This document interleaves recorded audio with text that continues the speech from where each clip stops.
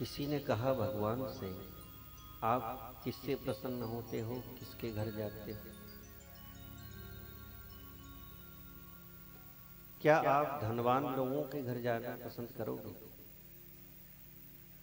क्या आप ज्ञानी लोगों से प्रसन्न हो जाओगे?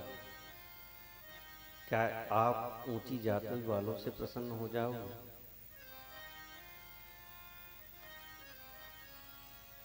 आप किससे प्रसन्न होते?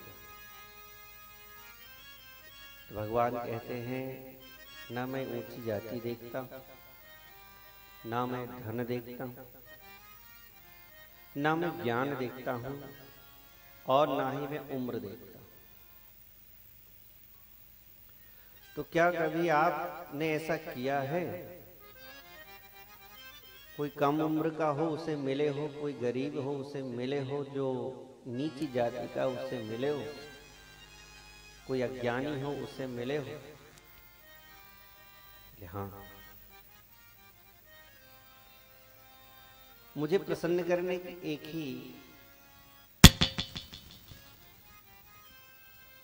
एक ही बात है जिससे मैं प्रसन्न हो जाता हूं।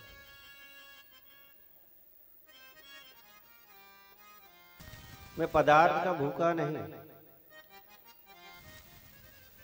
मैं धन का भूखा नहीं, मैं वैभव का भूखा नहीं।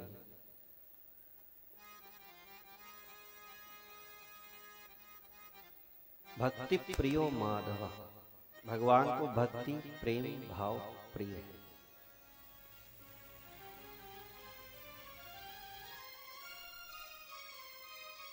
मैं उम्र नहीं देखता। ध्रुव जी की उम्र कोई ज्यादा नहीं थी, 5 साढ़े 5 वर्ष की उम्र। मैं उनसे मिला। मैंने सबरी के घर जूठे वेर खाए, भीलनी जाति की थी, तो भी मैं उसे मिला।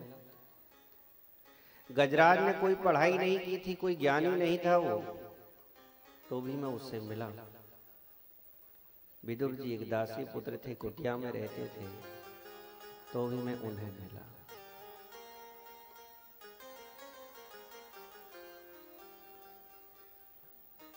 मुझे भाव प्रिय है, प्रेम प्रिय है। प्रेम से मुझे कहीं भी बुलाओ मैं चला आता हूं, भाव से मुझे कहीं भी बुलाओ मैं चला आता हूं। प्रेम का भूखा हूं मैं, प्रेम ही एक सार है। प्रेम से जो मुझको भजता, भव से बेड़ा पार है। प्रेम से बुलाया था विदुर विदुरानी ने कहा, मेरे जाने की कोई सीमा नहीं है, मैं कहीं भी किसी के भी पास जा सकता। भाव हो गए, प्रेम हो गए। भगवान जानते हैं, विदुर जी पर भगवान ने कृपा करी। भगवान पदार्थ के भूखे नहीं हैं, 56 प्रकार के व्यंजनों के भूखे नहीं हैं। वो तो हमारा भाव होता है कि ऐसे खुश हो जाएं, ऐसे खुश हो जाएं। भगवान बहुत अच्छे अच्छे वस्त्र के भूखे नहीं हैं। हम संसारिक दृष्टि से भगवान को आंकने लग जाते हैं कि वो ऐसे, हम जैसे प्रसन्न होते हैं जिन चीजों से, हम समझते हैं वो भी इन चीजों से प्रसन्न हो जाएंगे, पर ऐसा नहीं। चाहे आप किसी भी दशा में हो, कैसे भी हो, भाव सच्चा होना चाहिए। भाव सच्चा।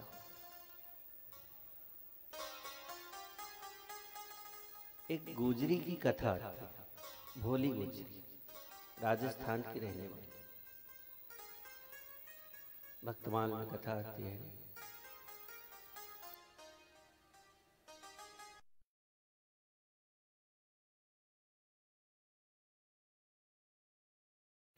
राजस्थान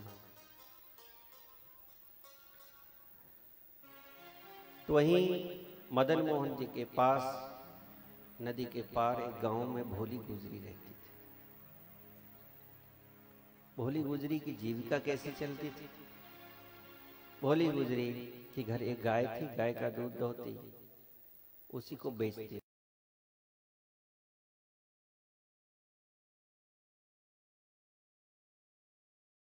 और लेकर,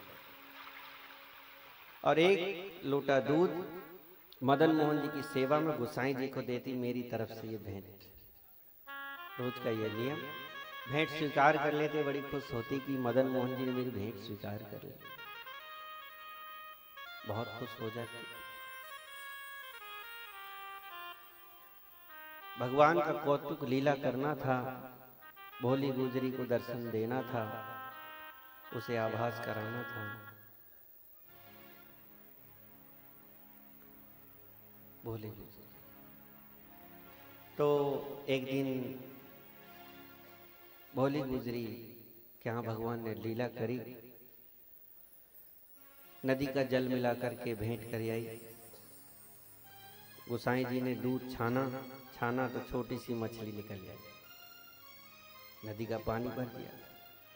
बहुत गुस्सा हुए, बहुत क्रोधित हुए, आने दो गुजरी को, अब बताता हूँ ये नदी का जल मिलाती है, आज देखो तो बहुत गड़बड़ कर दिया। पहुंची दूसरे दिन, अब तेरा दूध नहीं लेंगे हम, नदी का पानी मिलाती है, आज मदन मोहन जी के दूध में मछली निकली, आना नहीं दोबारा यार। गोसाई जी गलती हो गई, अब क्या करूं, एक ही तो गैया है, थोड़ा दूध देती है, पानी मिला देती हूँ, उसी से खर्चा चलता है, और मदन मोहन जी को तो अच्छा लगता है ना। अरे नहीं नहीं, नदी का जल मिलाई तो दे, अब नहीं मिलाऊंगी, कान पकड़ती हूँ, हाथ जोड़ती हूँ, गलती हो गई, अब दोबारा ऐसा नहीं करूंगी मैं, नहीं नहीं तेरी सेवा अब नहीं लेंगे, चलिए। घर पहुंचे, मदन मोहन जी की जो प्रतिमा घर पे थी उनसे बातें करने लगी।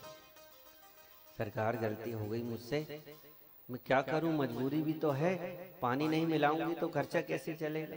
एक ही गाय है, वो जितना दूध देती है थोड़ा बहुत पानी मिला करके बेच देती, पर आज से मैं वचन देती हूँ कभी पानी नहीं मिलाऊंगी, पर आप मेरी भेंट स्वीकार जरूर करें, मुझे इस सेवा से वंचित ना करें।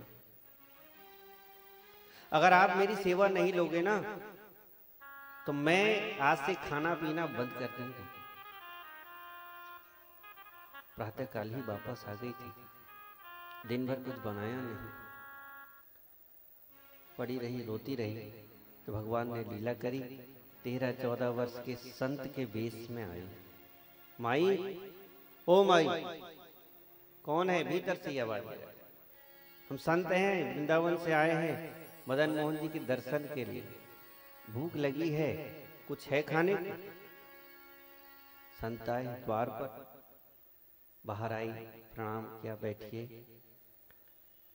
बाबा आज तो मैंने कुछ नहीं बनाया, दूध बांट करके आई, दूध देकर आई, कुछ भी नहीं बनाया मैंने, आप बैठो, कुछ खाने कुछ बनाती हूँ, बैठ जाओ प्रतीक्षा। नहीं नहीं, बहुत ज्यादा भूख लगी, कुछ भी हो वो दे दो। महाराज कुछ भी नहीं है, बस वो, अब क्या बताऊं आपसे, झूठ नहीं बोल सकती, मछली वाला दूध है, नदी का पानी मिला दिया, गोसाई जी ने वही रखा है, हाँ तो वही दे दो, वही पीना है। मदन मोहन जी खुदा, गरम तो कर लेने दो। नहीं नहीं, गरम करने की जरूरत नहीं, वैसे ही दे दो, पी ले, गट गट करके पी गए। आज यहीं विश्राम करेंगे, शाम हो गई, कल प्रातः काल जाएंगे हम मदन मोहन जी के दर्शन। हाँ हाँ बाबा, आप यहीं विश्राम कर। तो एक कोने में, ठंड का मौसम था, संत सो गए, रात्रि में ठंड लगी, तो भोली गुजरी ने क्या किया, अपनी पुरानी गोदड़ी जो होती है, कथरी कहते हैं, उनको उड़ा दिया, और भोर प्रातःकाल स्वप्न में मदन मोहन जी ने दर्शन दिया। पगली कब तक भूखी रहेगी, ऐसी नींद भी नहीं आ रही थी, भूख में नींद नहीं आती, ऐसे कब तक भूखी रहेगी, जल्दी से भोजन बना, खा और मुझे दूध देने के लिए आ, मैं तेरी सेवा स्वीकार करूंगा, भेंट स्वीकार करूंगा। पर गोसाई जी को मैंने समझा दिया तो तैयार।